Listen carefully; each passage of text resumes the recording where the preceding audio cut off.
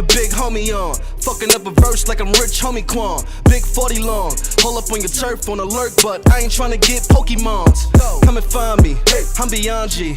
Niggas fraudin', that's a Ponzi. I have you niggas tryna meditate with Gandhi. You a gorilla till I send you to Harambe. Came home sprinter on the highway, hit the driveway, jump right in the I-8. Fly V's, how I'm racing, you think I'm late. Try me and you won't make it out the tri-state. Trust son, you don't wanna violate.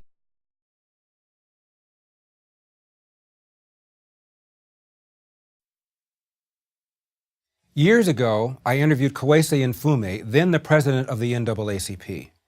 As between the presence of white racism and the absence of black fathers, I asked him, which poses the bigger threat to the black community? Without missing a beat, he said, the absence of black fathers. It was President Barack Obama who said, we all know these statistics, that children who grow up without a father are 5 times more likely to live in poverty and commit crime, 9 times more likely to drop out of school, and 20 times more likely to end up in prison. The Journal of Research on Adolescence confirms that even after controlling for varying levels of household income, kids in father-absent homes are more likely to end up in jail, and kids who never had a father in the house are the most likely to wind up behind bars. In 1960, 5% of America's children entered the world without a mother and father married to each other. By 1980, it was 18%. By 2000, it had risen to 33%, and 15 years later, the number reached 41%. For blacks, even during slavery, when marriage for slaves was illegal, black children were more likely than today to be raised by both their mother and father. Economist Walter Williams has written that, according to census data from 1890 to 1940, a black child was more likely to grow up with married parents than a white child. For blacks, out-of-wedlock births have gone from 25% in 1965 to 73% in 2015. For whites, from less than 5% to over 25%, and for Hispanics, out-of-wedlock births have risen to 53%. What happened to fathers? The answer is found in a basic law of economics. If you subsidize undesirable behavior, you will get more undesirable behavior. In 1949, the nation's poverty rate was 34%. By 1965, it was cut in half to 17%, all before President Lyndon Johnson's so-called war on poverty. But after that war began in 1965, poverty began to flatline. From 1965 until now, the government has spent over $20 trillion to fight poverty. The poverty rate has remained unchanged, but the relationship between poor men and women has changed dramatically. That's because our generous welfare system allows women, in effect, to marry the government. And this makes it all too easy for men to abandon their traditional moral and financial responsibilities. Psychologists call such dependency learned helplessness. How do we know that the welfare state creates disincentives that hurt the very people we're trying to help? They tell us. In 1985, the Los Angeles Times asked both the poor and the non-poor whether poor women often have children to get additional benefits. Most of the non-poor respondents said no. However, 64% of poor respondents said yes. Now, who do you think is in a better position to know? Tupac Shakur, the late rapper, once said, "I know for a fact that had I had a father, I'd have some discipline, I'd have more confidence." He admitted he began running with gangs because he wanted the things a father gives to a child, especially to a boy: structure and protection. "Your mother cannot calm you down the way a man can," Shakur said. "You need a man to teach you how to be a man." Tell us that if you give up the man, you're going to take one of these things and it's worse and it will destroy your nation. They didn't give us that information. They made us think that it was some kind of glorified position to brag about the fact that I got my own job, my own credit card, my own car, so I don't need no man. I don't even know how we got that mixed up. Ain't none of that got nothing to do with being with no man.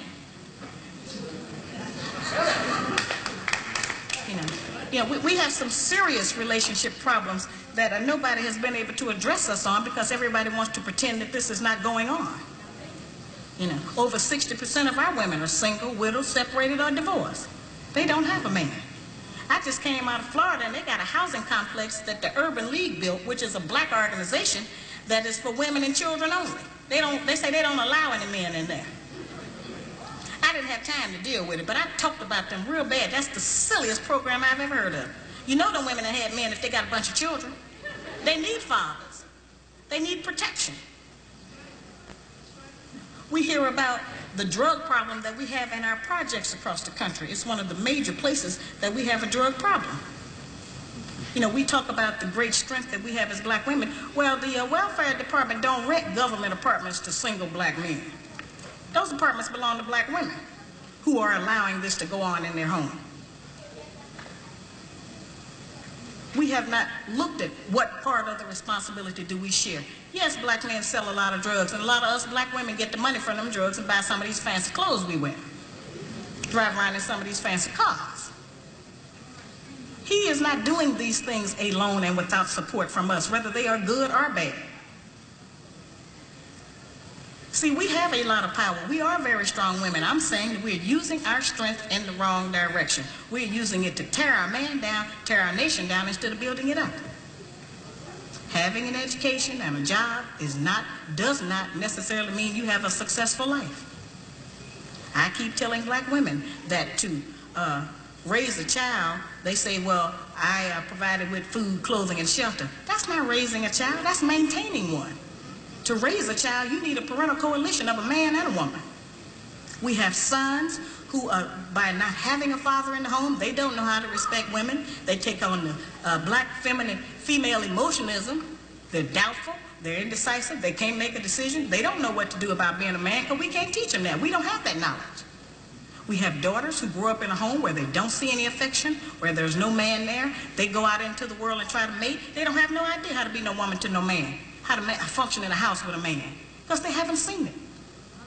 Most of our children, just like us, get all the information we have about how you be with a mate off television. It's the only medium that shows us anybody being together. Those rules have not worked for us. The white woman's liberation movement, we don't have anything to do with that. We have not been under the control of the black man for over 500 years, so what do we have to get liberated from them from? They haven't been our boss. That's the white woman and her man. They're going through that, and that's their business. We don't have any business being in that. They only introduced it to break down the civil rights movement. Civil rights movement started with the black man, the black woman, and the black child standing together, trying to plead for freedom, justice, and equality, and more benefits in the country that they had to have built. They threw the white woman in there with the women's liberation movement and made it a woman against man thing. That created a big separation between black men and black women, because then everybody started going for self. Then they bring the welfare system in and tell us in order to feed and clothe and house our children, we have to give up our man. You have to put the man out of the house. When the white farm wife goes to the government for subsidy for the farm, they don't tell her to get rid of the farmer, they keep that family together. But in the black community, they make it a requirement, because they want to keep endorsing into the black community that the black man is no good, and that he is not deserving of respect, he is not deserving of us letting him give us any protection or instruction, and that we are better than them. In 1968, black people were moved into housing projects because of the government assistance and much lower rent. Gangs began to appear, growing strong and violent. Violence began to rise due to no money and drugs being pumped into the neighborhood by our government. The projects became so violent, police didn't step The situation in foot Chicago, man. inside. I'm from Chicago, born and raised there. I ran those streets in Chicago and changed my life. But I want to kind of make people aware of some things that you don't know, because you never really been out there, then you wouldn't know it. And it's going to be hard to believe, but myself, for a fact, and several others that I ran with know this to be the truth. Growing up in Chicago in the early 90s, this same situation was happening. I've been in Chicago where a person came into my house and knocked on the door to come and get me early in the morning, 6:30 in the morning, and said, come with me, man. It's a crate of guns in the alley. And I got up, ran out there, and sure enough, there was a crate of guns. And during that time when we in it, you're not thinking about where did the guns just come from. You know, you never think about that type of stuff, like where did the guns come from and why are they here? But now that I'm older, I can kind of tell you that it's a diabolical plot. Nothing is stopped. The guns are still there. The guns are still being placed in these different strategic communities. It's a plan. It's not out in Bridgeview. It's not out in, Westmount. They're putting it in the hundreds for sure. Yeah, they're putting it on 55th. They're putting it in Inglewood. 6:30 in the morning while older people that's at work, you sleep. You're not outside. So, you got the streetwalkers and the people that's out, they hustling and they out all types of day. Yeah, they're the ones that's going to run across them, and who would go and tell the police? I never went to go tell the police when we found some guns. That don't even make sense. Why would you go tell the police? Check 'em out. Check 'em out. Check 'em out. Check 'em out. Diamonds in a big face. Check 'em out. Rari with the 10 plates. Check 'em out.